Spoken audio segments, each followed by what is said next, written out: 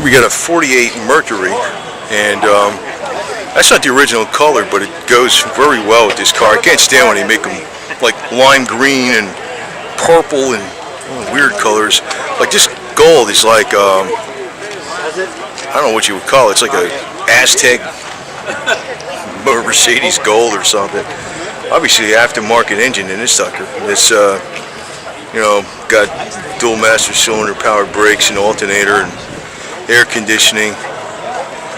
This thing's oh, he's noticed the these are the Sebring, I think they are, pretty sure. These are the Sebring convertible seats, because you notice, yeah, you got the headrest caps on here.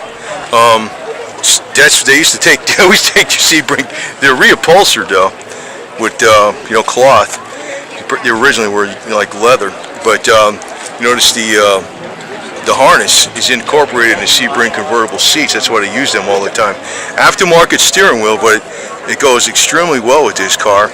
Black and wood grain. I don't know what that R is. Is that a Rolls Royce steering wheel or something? Maybe a Range Rover or something? I don't know. It's got it's an aftermarket column, but you know, it's everything. Power windows. I mean, it's done right. I mean, it's like whatever you put in here to upgrade it goes well with the vintage year. Even the wheels, it's got the 5-spoke wheels, the white walls. And you notice again the door handles integrated into the you know, stainless steel body trim.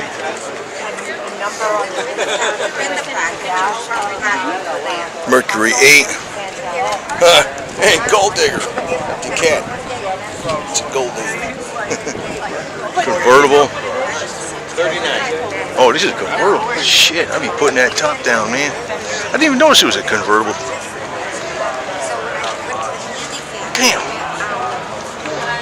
That makes it so much better, to tell you the truth. Anything that's convertible, I'm like, I love it. I don't care if it's a 6-cylinder Valiant or a Comet or something. Or a Dodge Dart 6-cylinder. You care less. Convertible, it's cool. Wow. 48. Gold digger.